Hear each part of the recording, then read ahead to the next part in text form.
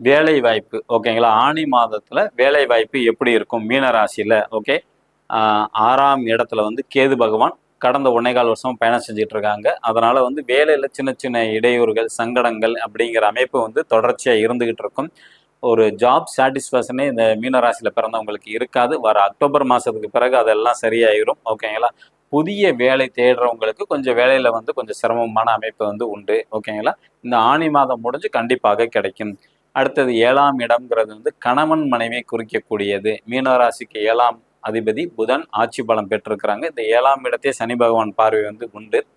அதனால வந்து கணவன் மனைவிக்குள்ள வந்து பார்த்துக்கிட்டிங்கன்னா, கொஞ்சம் இல்லற வாழ்க்கைங்கிறது கொஞ்சம் தாம்பத்தியம்ங்கிறது வந்து கொஞ்சம் கம்மியா தான் இருக்கும். இந்த ஆனி மாதத்த பொறுத்தவரைக்கும். ஏன்னா, முழுசா தொழில் மேல ஆர்வம் அதிகமாக இருக்கும். சில பேத்துக்கு வந்து வேலைன்னு வேலையிலே போயிட்டுருப்பாங்க.